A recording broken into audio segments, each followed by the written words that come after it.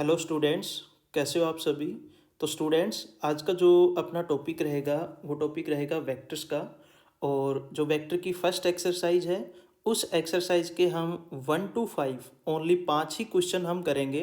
और उन क्वेश्चंस को हम बड़े ही डिटेल में समझेंगे। और जो वेक्टर का जो हम टॉपिक करेंगे क्लास 12th के लिए, जो बुक हम फॉलो करेंगे वो बुक होगी हमारी एलिमेंट्स ऑफ ए मैथमेटिक्स, जो जीवन संस पब्लिकेशन की जो बुक आती है।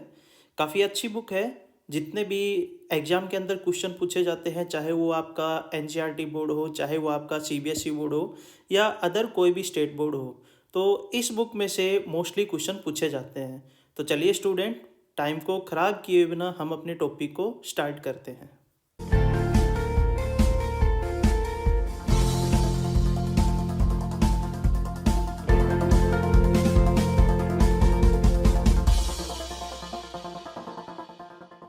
तो स्टूडेंट्स, क्वेश्चन नंबर फर्स्ट है, vector A is a non zero vector. ठीक है, वेक्टर ए जो है हमारे पास नॉन जीरो वेक्टर दे रखा है, means vector A is not equal to zero. और हमने यहाँ पर के की वैल्यू फाइंड आउट करनी है, जो एक स्केलर रिजल्ट दे रखा है उसकी वैल्यू हम फाइंड आउट करेंगे। और क्या गिवन है, magnitude of K into vector A is equal to 1। तो जो ये रिजल्ट दे रखा है इसी रिजल्ट को हम लिख के चलेंगे और यहाँ से फिर हम किसकी वैल्यू फाइंड आउट करेंगे, स्केलर के की वैल्यू फाइंड आउट करेंगे। तो रिजल्ट हमारे पास है ये, magnitude of K into vector A is equal to क्या दे दिया, 1 के इक्वल दे रखा है। अब हम यहाँ पर मॉडुलस की प्रॉपर्टी लगा लेते हैं। के का मोड हम अलग लिख लेते हैं और जो वेक्टर ए है उसका मोड हम अलग से लिख लेते हैं। तो रिजल्ट क्या बचेगा, magnitude of K into magnitude of A vector A is equal to 1। अब ये जो magnitude of A vector A है इसको जब हम राइट हैंड साइड लेके जाएंगे तो ये 1 के डिवाइड में चला जाएगा।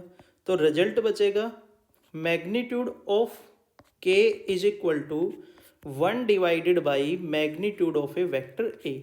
अब हमने यहाँ से क्या करना है, जो के ऊपर मोड लगा हुआ है इस मोड को हमने रिमूव करना है, इसको हटाना है। तो मॉडुलस की जो डेफिनेशन जो होती है उस डेफिनेशंस के अकॉर्डिंग अगर हम यहाँ से मोड को रिमूव करेंगे तो दो टर्म हमें मिलेंगी, एक पॉजिटिव की मिलेगी और एक टर्म क्या मिलेगी, नेगेटिव की मिलेगी। तो रिजल्ट क्या बचेगा, यहाँ से रिजल्ट बचेगा के is equal to plus minus 1 divided by magnitude of A vector A. तो यहाँ से हमने किसकी वैल्यू निकाल ली, के की वैल्यू निकाल ली और हमें क्या मिली, वो plus minus 1 divided by magnitude of A vector A. अब मैं यहाँ पर आपको मोड को रिमूव करना और बताता हूँ कि हम जो मोड को हम रिमूव करते हैं वो किस टाइप से रिमूव होता है। मान लो हमने कोई भी एक फंक्शन ले लिया एफ ऑफ एक्स और वो एफ ऑफ एक्स दे रखा है मोड ऑफ एक्स के इक्वल। तो जब हम यहाँ से एक्स के ऊपर जो मोड लगा हुआ है इसको हटाएंगे तो एक्स की वैल्यू 2 आएंगी, एक वैल्यू आएगी पॉजिटिव की और एक वैल्यू आएगी नेगेटिव की। अब वो पॉजिटिव नेगेटिव वैल्यू बचेंगी किस टाइप से, देखो हम ये बोलते हैं कि मॉडुलस के अंदर जो भी टर्म होती है चाहे वो पॉजिटिव में हो चाहे वो नेगेटिव में हो, जब मोड को हम हटाते हैं रिमूव करते हैं तो रिजल्ट हमें पॉजिटिव मिलता है। तो जो रिजल्ट हमें पॉजिटिव मिलता है वो इसकी डेफिनेशन के अकॉर्डिंग मिलता है। और वो डेफिनेशन क्या है, यहाँ पे मैंने ये कहा कि हम यहाँ पर जो x की वैल्यू लेंगे या तो x की वैल्यू मैं 0 से लेस लूँगा, 0 से लेस लेने का मतलब हुआ -1 -2 -3 एंड सो ऑन, जो भी हम वैल्यू लेंगे मतलब नेगेटिव में लेंगे। और सेकंड केस के अंदर मैं ले लेता हूँ कि x की value greater than equal to 0, x की वैल्यू 0 हो या 0 से क्या हो, बड़ी हो। तो हम इसको समझते हैं किस टाइप से मोड को हम रिमूव करते हैं। F of X is equal to, अगर हम इफ एक्स की वैल्यू 0 से लेस लेते हैं तो यहाँ पर ये जो रिजल्ट दे रखा है मोड ऑफ एक्स, तो इसका मतलब ये हुआ इस x की जगह हम क्या रखेंगे, -1 रखेंगे, -2 रखेंगे, -3 रखेंगे। मान लो हमने कोई एक वैल्यू मान ली, x की वैल्यू जब हम 0 से लेस लेते हैं तो हमने एक वैल्यू मान ली कि वो x की वैल्यू हम -1 लेंगे। तो जो हमारे पास फंक्शन है, फंक्शन हमारे पास दे रखा है F of X is equal to mod of X, मतलब यहाँ पर हम x की वैल्यू क्या पुट करेंगे, -1 पुट करेंगे। तो जब हम एफ ऑफ -1 फाइंड आउट करेंगे तो मैग्नीट्यूड ऑफ -1 लिखेंगे। अब हमें क्या बताया जाता है कि मॉडुलस फंक्शन जो हमें वैल्यू देगा वो कभी भी नेगेटिव नहीं देता, वो पॉजिटिव देता है। तो ये वैल्यू पॉजिटिव बनेगी कब? जब हम इसके आगे एक और माइनस का साइन लगा देंगे। मतलब अगर इसको हम ओपन करेंगे तो -(-1), जब हम माइनस की माइनस के साथ मल्टीप्लाई करवाएंगे तो रिजल्ट किसका बचेगा? 1 का बचेगा। तो देखो हमने यहाँ पे जो -1 का जो मोड है उसको ओपन किया, तो ओपन करने के बाद जो हमें रिजल्ट मिला वो किसका मिला? +1 का मिला। तो जब हम x की वैल्यू 0 से कम लेते हैं तो फंक्शन हमारा क्या बनेगा? -x बनेगा। यहाँ पे x की जगह -1 पुट करो, -2 पुट करो, कुछ भी वैल्यू पुट करो, नेगेटिव पुट करो। जब x की जगह हम नेगेटिव वैल्यू लेंगे और आगे एक और नेगेटिव साइन लगा हुआ है तो नेगेटिव नेगेटिव क्या हो जाएगा? पॉजिटिव, रिजल्ट हमें प्लस का मिलेगा। अब सेकंड केस के अंदर मैंने आपको ये बताया कि x की वैल्यू हम >= 0 लेंगे। तो जब x की वैल्यू 0 या 0 से बड़ी लेते हैं इसका मतलब हमने सारी की सारी वैल्यू क्या ली? पॉजिटिव ली। और पॉजिटिव वैल्यू का आंसर भी हमें क्या मिलेगा? पॉजिटिव मिलेगा, क्योंकि मोड को जब हम ओपन करते हैं तो हमें वैल्यू क्या मिलती है? प्लस की मिलती है। तो जब x की वैल्यू >= 0 लेते हैं तो हमें आंसर किसका मिलेगा? x मिलेगा, या मतलब पॉजिटिव मिलेगा। तो जो हमारा क्वेश्चन था, क्वेश्चन में a कोई भी नॉन जीरो वेक्टर गिवन था, हमने ले लिया कि भी a ≠ 0 है। उसके बाद हमने k की वैल्यू फाइंड आउट करनी थी। तो k की वैल्यू जब हमने फाइंड आउट की तो पहले मॉडुलस का कॉन्सेप्ट लगाया, दोनों वैल्यू के ऊपर मोड हमने अलग अलग किया, दोनों वैल्यू के ऊपर मोड अलग अलग करने के बाद फिर हमने देखा कि k के ऊपर मोड लगा हुआ है, तो k का जो हमने मोड रिमूव किया वो हमने बाय डेफिनेशन रिमूव किया। और डेफिनेशन के अकॉर्डिंग जब इसको रिमूव करेंगे तो हमें दो वैल्यू ऑब्टेंट होंगी, एक होगी प्लस की और एक होगी माइनस की। तो k की वैल्यू यहाँ पर हमें क्या मिलेगी? +-1 divided by magnitude of A vector a। तो आई होप आपको ये क्वेश्चन बड़े अच्छे से समझ में आया होगा। तो फिर हम नेक्स्ट क्वेश्चन की तरफ बढ़ते हैं। क्वेश्चन नंबर 2 है हमारे पास, if vector a = vector b।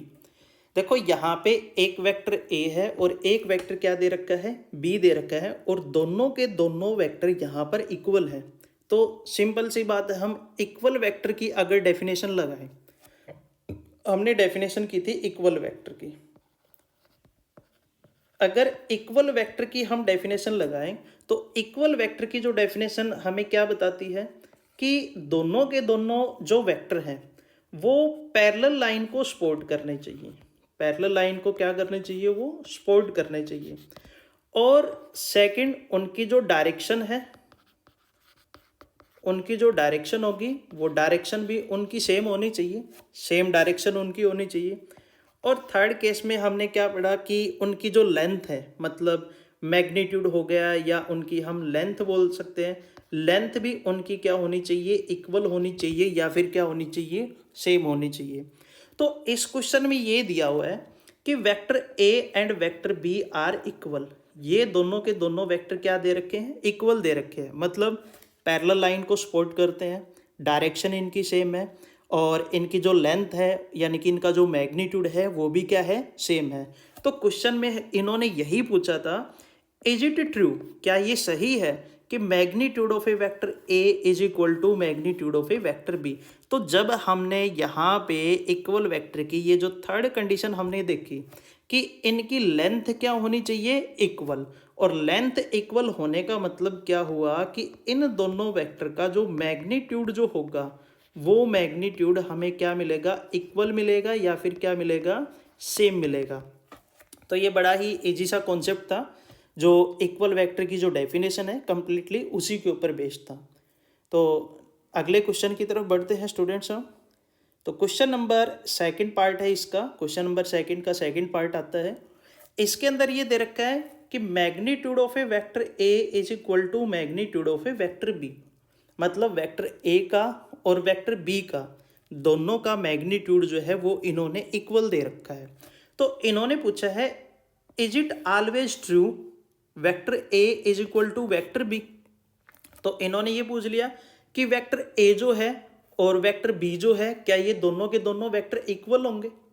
देखो मैं ये कहता हूँ कि अगर इन दोनों वेक्टर का मैग्नीट्यूड इक्वल है मतलब वेक्टर ए की जो लेंथ है वो भी क्या है, सेम है, और वेक्टर बी की जो लेंथ है वो भी क्या है, सेम है। तो सपोज हमने यहाँ पर दो वेक्टर ले लिए, एक वेक्टर मैंने ये ए बी ले लिया, एक वेक्टर मैंने ले लिया ए बी, और इस वेक्टर की डायरेक्शन है ए पॉइंट से बी पॉइंट की तरफ, और सेकंड वेक्टर मैं ले लेता हूँ सी डी। सेकंड वेक्टर हमने सी डी ले लिया, इसकी डायरेक्शन है सी पॉइंट से डी पॉइंट की तरफ। वेक्टर ए बी को मैंने single small letter vector A से रिप्रेजेंट किया, और वेक्टर सी डी को हम रिप्रेजेंट करते हैं सिंगल स्मॉल लेटर बी से। क्वेश्चन के अकॉर्डिंग हमारे पास ये गिवन है कि इन दोनों वेक्टर का मैग्नीट्यूड जो है वो इक्वल है।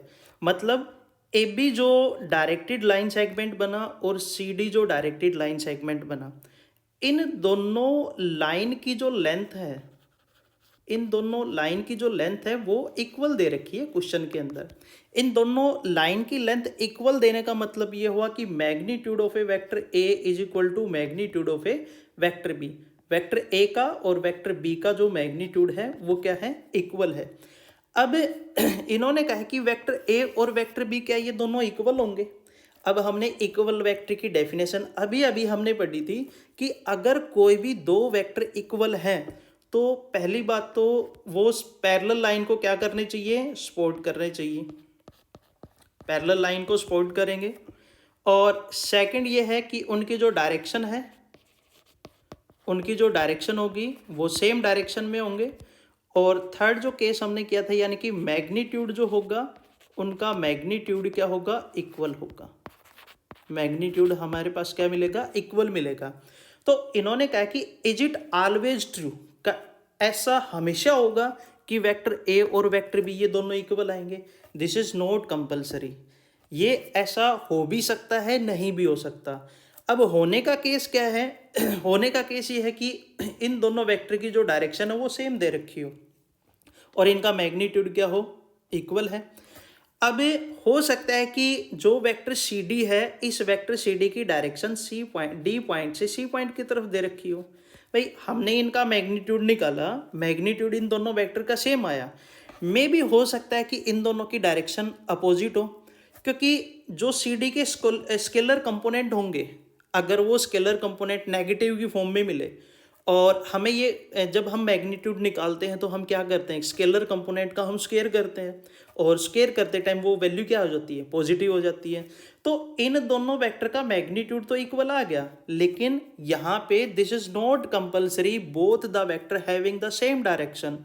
यहाँ पर ये जरूरी नहीं है कि इन दोनों वेक्टर की जो डायरेक्शन होगी वो सेम होगी, तो इन दोनों वेक्टर की डायरेक्शन अलग भी हो सकती है, अपोजिट भी हो सकती है। तो यहाँ पर मे और मे नॉट बी का केस अप्लाई होगा। तो आई होप स्टूडेंट्स आपको ये क्वेश्चन बड़े अच्छे से समझ में आया होगा। अगर फिर भी कोई डाउट हो तो आप कमेंट सेशन के अंदर कमेंट करके पूछ सकते हो। तो फिर चलिए स्टूडेंट्स, क्वेश्चन नंबर सेकंड का पार्ट थर्ड आता है। थर्ड पार्ट के अंदर देखो इन्होंने वही बात बोल रखी है। ये कहता है कि magnitude of A vector A is equal to magnitude of A vector B. इन दोनों वेक्टर का मैग्नीट्यूड है वो क्या दे रखा है, इक्वल दे रखा है। मैग्नीट्यूड इक्वल देने का मतलब ये हुआ कि इन दोनों वेक्टर की जो लेंथ है वो लेंथ हमारे पास क्या दे रखी है, सेम दे रखी है या इक्वल दे रखी है। अब इन्होंने कहा कि इज इट ट्रू, क्या ये ट्रू है, vector A is equal to plus minus into vector B. तो मैं कहूँगा यहाँ पे यस दिस इज ट्रू, ये ट्रू है। क्योंकि अभी अभी हमने एग्जाम्पल से देखा था कि हमने यहाँ पर एक वेक्टर ए बी ले लिया, ये ए पॉइंट है और ये बी पॉइंट है, इसकी डायरेक्शन है ए पॉइंट से बी पॉइंट की तरफ। और एक वेक्टर मैं ले लेता हूँ सी डी, और इस वेक्टर की डायरेक्शन है सी पॉइंट से डी पॉइंट की तरफ। अब यहाँ पे अगर हम देखें तो दो केस बनते हैं। पहला केस क्या बना, if vector A is equal to vector B, vector A जो है वो किसके इक्वल आए, वेक्टर बी के इक्वल आए। और सेकंड जो केस बना वो सेकंड केस बना vector A is equal to negative of vector B, यानी कि बी को हमने माइनस से मल्टीप्लाई करवा दिया। अगर हम केस फर्स्ट की बात करें, केस फर्स्ट के अंदर क्या है कि दोनों वेक्टर का मैग्नीट्यूड तो इक्वल गिवन है, और ये दोनों वेक्टर अगर इक्वल हो जाएं तो इसका मतलब क्या हुआ कि दोनों की जो डायरेक्शन होगी वो दोनों की डायरेक्शन क्या मिलेगी, हमें सेम मिलेगी। Is it clear? और सेकंड केस के अंदर क्या है कि vector A is equal to negative of A vector B. तो negative of A vector B का मतलब क्या हुआ कि यहाँ पे इन दोनों वेक्टर का जो मैग्नीट्यूड है, जो इनके लेंथ है, वो तो इक्वल है, लेकिन इनकी डायरेक्शन क्या है, अपोजिट है। तो ये तो केस बन गया हमारे पास फर्स्ट के लिए, ये जो डायग्राम हमने लिया। अगर हम सेकंड केस की बात करें तो उसी टाइप से मैंने यही डायग्राम ले लिया। एक वेक्टर हम ए बी ले लेते हैं, ए पॉइंट से बी पॉइंट की तरफ, इसको हमने वेक्टर ए से रिप्रेजेंट किया, और दूसरा वेक्टर हमने ले लिया सी डी, और इसकी जो डायरेक्शन है वो हमने डी पॉइंट से सी पॉइंट की तरफ ले ली, और इसको हमने वेक्टर बी से रिप्रेजेंट किया। तो यहाँ पे इन दोनों वेक्टर की डायरेक्शन क्या होगी, अपोजिट होगी, बट इनका मैग्नीट्यूड क्या है, इक्वल है। तो इस केस के अंदर जो रिजल्ट हमें मिलेगा वो मिलेगा vector A is equal to negative of vector B, और पहले वाले केस के अंदर रिजल्ट हमें मिलेगा vector A is equal to vector B. तो ये क्वेश्चन नंबर जो सेकंड है उसके 3 ही पार्ट हैं, तो आपको अच्छे से समझ में आ गए होंगे। कोई डाउट रहता है तो आप कमेंट सेक्शन के अंदर कमेंट करके पूछ सकते हो। तो अब स्टूडेंट, अब हम चलते हैं क्वेश्चन नंबर 3 के ऊपर। क्वेश्चन नंबर 3 में क्या दे रखा है, हमने प्रूव करना है कि negative of negative vector A is equal to vector A. बड़ा ही आसान सा क्वेश्चन है। हमने एक डायरेक्टेड लाइन सेगमेंट ले लिया, एक डायरेक्टेड लाइन सेगमेंट ले लेते हैं ए बी। ये ए हमारा इनिशियल पॉइंट हो गया और बी क्या हो गया, टर्मिनल पॉइंट। और इस डायरेक्टेड लाइन सेगमेंट को मैंने single small letter vector A से क्या किया, रिप्रेजेंट किया। तो इस रिजल्ट को हम इस फॉर्म में लिख सकते हैं कि vector A is equal to vector A B, लिख लिया हमने। अब इसको मान लिया हमने इक्वेशन नंबर फर्स्ट। अब इक्वेशन नंबर फर्स्ट को हमने दोनों को नेगेटिव साइन से मल्टीप्लाई करवा दिया। नेगेटिव साइन से क्यों मल्टीप्लाई करवाया, हम लेके चल रहे हैं लेफ्ट हैंड साइड, और लेफ्ट हैंड साइड में वेक्टर ए को इन्होंने सबसे पहले किससे मल्टीप्लाई करवा रखा है, नेगेटिव से। तो हमने वही रिजल्ट लगाया। दोनों जो इक्वेशन नंबर फर्स्ट है इसकी जो दोनों साइड है, दोनों साइड को हमने नेगेटिव साइन के साथ क्या करवा दिया, मल्टीप्लाई। तो रिजल्ट बचा negative of vector A is equal to negative of vector A B. अब जो वेक्टर ए बी बना, इस वेक्टर ए बी का नेगेटिव क्या बनेगा, मतलब इसकी डायरेक्शन जब अपोजिट करेंगे तो इसका नेगेटिव वेक्टर बनेगा बी ए, यानी कि डायरेक्शन अब हमें क्या मिलेगी, बी पॉइंट से ए पॉइंट की तरफ हमें डायरेक्शन मिलेगी। तो इस रिजल्ट को हम लिख सकते हैं कि negative of vector A is equal to vector B A. ये इक्वेशन नंबर आ गई सेकेंड। अब इक्वेशन नंबर सेकंड को हमने दोबारा से नेगेटिव से मल्टीप्लाई करवा दिया, क्योंकि नेगेटिव ऑफ वेक्टर ए को फिर अगेन किससे मल्टीप्लाई करवाना है, नेगेटिव से। तो नेगेटिव से मल्टीप्लाई करवाएंगे तो रिजल्ट क्या बचेगा, negative of negative vector A is equal to minus of vector B A. अब वेक्टर बी ए का माइनस क्या होगा, वेक्टर ए बी होगा। तो इसको मैं लिख सकता हूँ कि वेक्टर ए बी। तो फाइनली रिजल्ट क्या बचा हमारे पास, minus of minus vector A is equal to vector A B. ये हमें रिजल्ट मिलता है, और यही हमने इस क्वेश्चन के अंदर क्या करना था, प्रूव करना था। बड़ा ही सिंपल सा क्वेश्चन है, ये मोस्टली 1 नंबर में पूछ लिया जाता है। अब हम चलते हैं स्टूडेंट्स क्वेश्चन नंबर 4 की तरफ, जो कि बड़ा ही आसान क्वेश्चन है। क्वेश्चन नंबर 4 दे रखा है A B C D is a parallelogram. बस हम क्वेश्चन में यहीं तक पहले समझते हैं कि ए बी सी डी क्या है, पैरेललोग्राम है। अब पैरेललोग्राम की हमने 2 प्रॉपर्टी, वैसे तो काफ़ी प्रॉपर्टी होती है इसकी, 4-5 प्रॉपर्टी होती है। पैरेललोग्राम की कंडीशन होती है कि इसकी अपोजिट साइड पैरेलल और इक्वल, वो पैरेलल होंगी और क्या होंगी, इक्वल होंगी। तो हमने यहाँ पर ए बी सी डी क्या लिया, पैरेललोग्राम लिया। वेक्टर ए बी और वेक्टर सी डी दोनों के दोनों वेक्टर क्या है, पैरेलल है और इक्वल है। मतलब जो डायरेक्शन वेक्टर ए बी की होगी वही डायरेक्शन वेक्टर डी सी की होगी, और जो डायरेक्शन वेक्टर बी सी की होगी वही डायरेक्शन वेक्टर ए डी की होगी। तो यहाँ पे हमने पैरेललोग्राम की पहले कंडीशन लगाई। क्लियर है। अब गिवन में क्या क्या दे रखा है, गिवन में है कि वेक्टर ए बी जो है वो किसके इक्वल है, वेक्टर ए के इक्वल है, और वेक्टर बी सी जो है वो वेक्टर बी सी किसके इक्वल दे रखा है, वेक्टर बी के इक्वल। मतलब वेक्टर ए जो ए बी जो है वो वेक्टर ए के इक्वल दे दिया, और वेक्टर बी सी जो है वो वेक्टर बी के इक्वल दे दिया। अब इन्होंने कहा कि then show that vector A C is equal to vector A plus vector B. मतलब हमने क्या प्रूव करना है, हमने प्रूव करना है यहाँ पे टू प्रूव, हम क्या प्रूव करेंगे, vector A C is equal to vector A plus vector B. Vector A C को हमने vector A plus vector B की फॉर्म में लिखना है। तो सबसे पहले हमने जो पैरेललोग्राम लिया है ए बी सी डी, इसमें ए को सी से हमने क्या करवाया, ज्वाइन करवाया। तो जब ए को सी से ज्वाइन करवाएंगे तो हमें एक ट्रायंगल मिलेगी, मतलब ये A B C D parallelogram का डायगोनल हो गया, और इसकी डायरेक्शन होगी ए पॉइंट से सी पॉइंट की तरफ। हमने वह क्या निकालना है, वेक्टर ए सी हमने निकालना है। तो इसको मान लिया हमने ट्रायंगल नंबर फर्स्ट। तो अब इस ट्रायंगल के अंदर हम कॉन्सेप्ट हम अपना यूज करेंगे by using the triangular law of addition. और ट्रायंगुलर लॉ ऑफ एडिशन का मतलब क्या होता है कि जो थर्ड साइड अननोन होती है वो बाकी दो जो नॉन साइड होती है उनकी एडिशन की फॉर्म में लिखी जाती है। ये हमने पैरेललोग्राम लॉ ऑफ एडिशन के जो डेफिनेशन हमने की थी उसके अंदर हमने इसको पढ़ा था और इसको अच्छे से समझा भी था।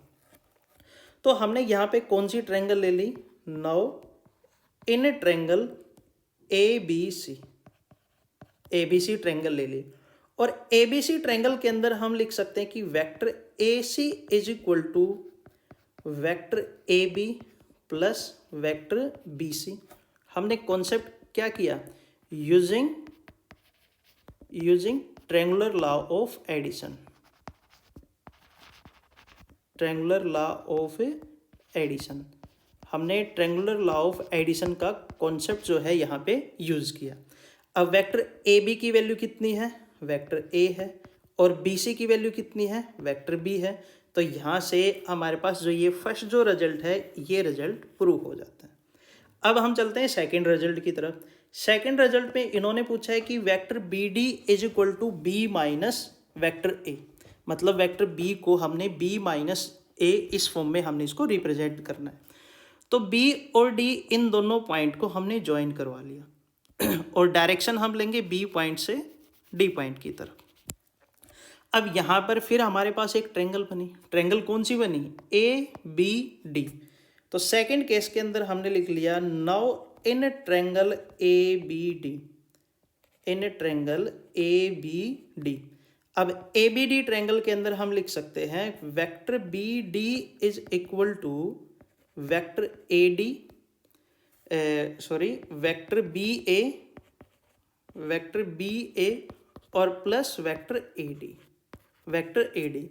अब वेक्टर बी ए देखो यहाँ पे ए बी का नेगेटिव है, क्योंकि वेक्टर ए बी की डायरेक्शन है ए पॉइंट से बी पॉइंट की तरफ, और हम ले क्या रहे हैं वेक्टर बी ए, मतलब डायरेक्शन अपोजिट होगी।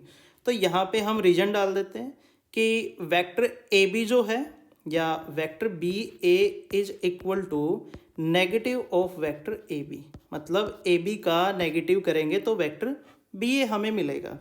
तो यहाँ से वेक्टर बी ए की वैल्यू कितनी आ गई, वेक्टर बी ए की वैल्यू आ गई negative of A vector A. तो अब हम अपने रिजल्ट पे चलते हैं। Vector B D is equal to B A की वैल्यू कितनी आई, negative of vector A, plus A D की वैल्यू कितनी दे रखी है, वेक्टर बी दे रखी है। क्योंकि मैंने कुछ टाइम पहले ये बताया था कि पैरेललोग्राम की जो अपोजिट साइड होती है पैरेलल और इक्वल, तो जो डायरेक्शन वेक्टर बी सी की है वही डायरेक्शन वेक्टर ए डी की मिलेगी, और यहाँ पे इन दोनों वेक्टर का मैग्नीट्यूड भी सेम मिलेगा। मतलब बी सी किसके इक्वल है, वेक्टर बी के इक्वल है।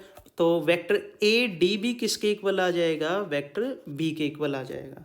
तो यहाँ पे इस रिजल्ट को हम लिख सकते हैं vector B D is equal to vector B minus vector A, और ये हमारा हो गया सेकंड रिजल्ट प्रूव। तो हमने यहाँ पे कौन सा कॉन्सेप्ट यूज किया, by using the triangular law of addition. Triangular law of addition का कॉन्सेप्ट यूज करके हमने इस क्वेश्चन को बड़े इजीली से सोल्व कर लिया। अब क्वेश्चन नंबर 5 आता है और क्वेश्चन नंबर 5 में क्या गिवन है, वेक्टर ए बी जो है वो वेक्टर ए के इक्वल दे रखा है, ठीक है यहाँ तक, और वेक्टर बी सी जो है वो वेक्टर बी के इक्वल दे रखा है। तो हमने ये A B C D regular hexagon ले लिया और रेगुलर हेक्सागन की डेफिनेशन क्या होती है कि all sides are equal and angles is equal. सारी की सारी साइड्स इक्वल होती हैं और एंगल भी क्या होते हैं, इक्वल होते हैं। तो हमने इस डायग्राम के अंदर जो वेक्टर ए बी था उसको वेक्टर ए से हमने रिप्रेजेंट कर लिया और जो वेक्टर बी सी है उसको हमने वेक्टर बी से रिप्रेजेंट कर लिया। अब इन्होंने पूछा क्या है कि आपने वेक्टर सी डी की वैल्यू निकालनी है, वेक्टर डी ए की वैल्यू निकालनी है, वेक्टर ई एफ की वैल्यू निकालनी है, वेक्टर एफ ए की वैल्यू निकालनी है, वेक्टर ए ई की वैल्यू निकालनी है और लास्ट में वेक्टर सी ई की वैल्यू निकालनी है। और इन सभी का जो आंसर आए वो आंसर किस टर्म में आए, वेक्टर ए और वेक्टर बी की फॉर्म में आए। तो फिर इस क्वेश्चन को कैसे करेंगे, तो फर्स्ट केस के अंदर हम वेक्टर सी डी की वैल्यू फाइंड आउट करेंगे और वेक्टर सी डी की वैल्यू फाइंड आउट करने के लिए सबसे पहले हमें वेक्टर ए सी की वैल्यू फाइंड आउट करनी पड़ेगी। और वेक्टर ए सी की वैल्यू हम क्यों फाइंड आउट करेंगे, क्योंकि वेक्टर ए सी के वेक्टर ए सी की वैल्यू मिलने के बाद हम ए सी डी ट्रायंगल के ऊपर ट्रायंगुलर लॉ ऑफ एडिशन लगा देंगे और ट्रायंगुलर लॉ ऑफ एडिशन लगाने के बाद हमें किसकी वैल्यू मिल जाएगी, वेक्टर सी डी की वैल्यू मिल जाएगी हमें। तो सबसे पहले हमने कौन सी ट्रायंगल ली, फर्स्ट केस के अंदर हमने ट्रायंगल ले ली ए बी सी हम ट्रायंगल ले लेते हैं और ए बी सी ट्रायंगल के अंदर हमने ट्रायंगुलर लॉ ऑफ एडिशन का यूज करके हम वेक्टर ए सी की वैल्यू फाइंड आउट करेंगे और वेक्टर ए सी किसके इक्वल होगा, vector A B plus vector B C. और वेक्टर ए बी की वैल्यू कितनी है, वेक्टर ए है और बी सी की वैल्यू कितनी है, वेक्टर बी है। तो हमने वेक्टर ए सी की वैल्यू निकाल ली। अब हमने ट्रायंगल ले ली, कौन सी ट्रायंगल हमने ले ली, triangle A C D. A C D triangle के अंदर vector C D is equal to vector C A और प्लस वेक्टर कितना आ गया, A D, vector C A plus vector A D. तो सी ए की वैल्यू हमने कितनी निकाली, vector A plus vector A C की वैल्यू कितनी निकाली, vector A plus vector B. और सी ए जो वेक्टर है वो वेक्टर ए सी का नेगेटिव है, मतलब दोनों की लेंथ सेम है बट इनकी डायरेक्शन क्या होगी, अपोजिट होगी। तो यहाँ से जो वेक्टर सी ए हमें मिलेगा वो vector C A negative of vector A C के इक्वल होगा। और वेक्टर ए सी की वैल्यू कितनी है, vector A plus vector B है। और वेक्टर ए डी की वैल्यू कितनी होगी, double of vector B C. अब ये double of vector B C हुआ कैसे, इसको समझते हैं। पहली बात तो ये है कि ए बी सी डी एक रेगुलर हेक्सागन है, मतलब इसकी सारी की सारी साइड्स जो हैं वो इक्वल है और ए बी सी डी एक ट्रेपेजियम बनता है। तो इस ट्रेपेजियम के अंदर जो नॉन पैरेलल साइड है मीन्स ए बी और सी डी, इन दोनों नॉन पैरेलल साइड की जो लेंथ है वो इक्वल है और बी सी और ए डी जो साइड है वो दोनों की दोनों पैरेलल हैं। अब अगर मैं इस A B C D trapezium के अंदर इनके डायगोनल अगर मैं लेता हूँ, मैंने डायगोनल ले लिया, एक डायगोनल मैंने ले लिया इसका बी डी डायगोनल ले लिया और दूसरा डायगोनल मैंने ले लिया इसका ए सी। अगर ये दोनों के दोनों डायगोनल आपस में इंटरसेक्ट करते हैं 1:2 के अंदर, तो 1:2 के अंदर अगर ये इंटरसेक्ट करेंगे तो हमने 9th क्लास के अंदर हमने ये पढ़ा था कि जो BC साइड है इस BC साइड का डबल अगर हम कर देंगे तो वो किसके इक्वल आ जाएगी, AD के इक्वल आ जाएगी। तो उसी हम कॉन्सेप्ट का यूज़ करेंगे यहाँ पे। तो उस कॉन्सेप्ट के अकॉर्डिंग रिजल्ट क्या बना, जो वेक्टर AD आएगा वो vector AD is equal to twice of vector BC। BC को अगर हम 2 से मल्टीप्लाई करवा देंगे तो वेक्टर AD की वैल्यू आ जाएगी। तो वेक्टर AD कितना बना, 2 इंटू वेक्टर B। तो यहाँ पे इस इक्वेशन नंबर फर्स्ट के अंदर हमने दोनों की वैल्यू पुट कर दी। वेक्टर CA किसके इक्वल आया था, negative of vector A plus vector B और प्लस वेक्टर ए डी आया था ट्वाइस ऑफ वेक्टर बी। जब इसको सोल्व करेंगे तो पहले ब्रैकेट को ओपन कर लेते हैं, negative of vector A negative of vector B और प्लस 2 इंटू वेक्टर बी। तो रिजल्ट क्या बचेगा इसको सोल्व करेंगे तब, vector B minus vector A. तो हमने यहाँ पर ये देखा कि जो वेक्टर सी डी है, इस वेक्टर सी डी का जो आंसर आया वो आंसर किस फॉर्म में आया, वेक्टर बी और वेक्टर ए की फॉर्म में आया, और यही हमने बताना था। अब हम सेकंड केस फाइंड आउट करते हैं डी ई का। सेकंड रिजल्ट हमने ले लिया कि वेक्टर डी ई किसके इक्वल होगा। तो वेक्टर डी ई किसके इक्वल होगा देखते हैं। हमने ये डायग्राम लिया और रेगुलर हेक्सागन है, तो सारी की सारी साइड्स क्या हैं, इक्वल हैं।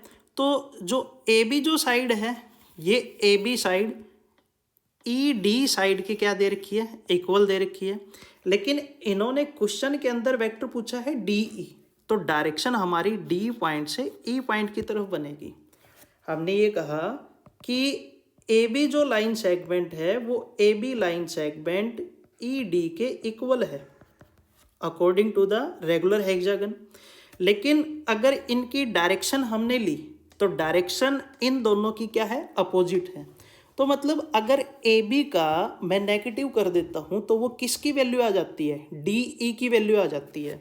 तो डी ई किसके इक्वल बना, vector D E is equal to negative of vector A B, और वेक्टर ए बी किसके इक्वल दे रखा है, ए के इक्वल दे रखा है, तो माइनस ऑफ वेक्टर ए। तो यहाँ से हमने डी ई की वैल्यू निकाल ली नेगेटिव ऑफ वेक्टर ए। तो डी ई को हमने रिप्रेजेंट कर दिया वेक्टर ए या वेक्टर बी की फॉर्म में। फिर उन्होंने पूछा कि ई एफ की वैल्यू बताओ, वेक्टर ई एफ आपने निकालना है। तो सेम रिजल्ट लगेगा, उसी टाइप से हमने ई एफ बताना था। तो यहाँ पे आप ध्यान से देखो कि बी सी जो साइड है वो B C side E F के इक्वल है, लेकिन इन दोनों की जो डायरेक्शन है वो क्या है, अपोजिट है। तो सेम उसी टाइप से जो थर्ड जो हमारा केस बनेगा ई एफ का, वो वेक्टर ई एफ किसके इक्वल होगा, negative of vector B C के इक्वल होगा। और वेक्टर बी सी किसके इक्वल दे रखा है, बी के इक्वल। तो रिजल्ट बचा negative of A vector B. हमने ई एफ की भी वैल्यू निकाल ली। फोर्थ केस में इन्होंने पूछा है कि आपने एफ ए की वैल्यू बतानी है, वेक्टर एफ ए फाइंड आउट करना है। तो एफ ए देखते हैं क्या है, वेक्टर एफ ए और सी डी, जो एफ ए जो लाइन है और सी डी जो लाइन है, इन दोनों लाइन सेगमेंट की जो लेंथ है वो क्या है, सेम है। अब एफ ए इसकी डायरेक्शन है एफ पॉइंट से ए पॉइंट की तरफ, मतलब सी डी वेक्टर का अगर मैं नेगेटिव निकाल देता हूँ तो हमारे पास कौन सा वेक्टर आ जाएगा, एफ ए वेक्टर आ जाएगा। तो means vector F A is equal to negative of vector C D, और वेक्टर सी डी हमने क्या निकाला था, वो हमने निकाला था vector B minus vector A. तो vector B minus vector A, minus को मल्टीप्लाई करवा देंगे तो vector A minus vector B बन जाएगा। और फिर इन्होंने कहा है कि आप वेक्टर ए ई की वैल्यू बताओ क्या होगी। तो वेक्टर ए ई हमने फाइंड आउट करना है, वेक्टर ए ई क्या बनेगा, ए ई की वैल्यू हमने फाइंड आउट करनी है। मतलब ए और ई को हमने क्या करवा लिया, ज्वाइन करवा लिया। डायरेक्शन होगी ए पॉइंट से ई पॉइंट की तरफ। तो इस फिफ्थ पार्ट के अंदर हमने ट्रेंगुलर लॉ ऑफ एडिशन का यूज करेंगे। ट्रेंगल हमने कौन सी ले ली, ए एफ ई, और ए एफ ई ट्रेंगल के अंदर जो वेक्टर ए ई होगा वो वेक्टर ए ई क्या लिखा जाएगा, वेक्टर ए एफ और plus vector F E, vector F E. हम इन दोनों वेक्टर की एडिशन की फॉर्म में लिखेंगे। अब वेक्टर ए एफ क्या है, एफ ए का नेगेटिव है। वेक्टर एफ ए हमने क्या निकाला था, vector A minus vector B, मतलब इसका नेगेटिव कर देंगे। तो negative of vector A minus vector B और प्लस एफ ई क्या है, negative of vector E F. Vector E F हमने निकाला था माइनस बी, तो प्लस यहाँ पे माइनस ऑफ माइनस बी, यहाँ पे एफ ई का हमने क्या कर दिया, नेगेटिव कर दिया। तो जब इसको सोल्व करेंगे तो रिजल्ट बचेगा negative of vector A plus vector B और प्लस वेक्टर बी तो रिजल्ट आया 2 into vector B minus vector A. ये हमने निकाल दी किसकी वैल्यू, वेक्टर ए ई की वैल्यू। और लास्ट में इन्होंने कहा है कि वेक्टर सी ई की वैल्यू और बताओ।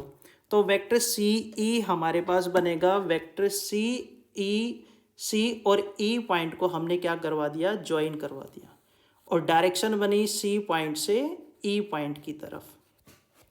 तो हमने यहाँ पे कौन सी ट्रायंगल ले ली, सी डी ई।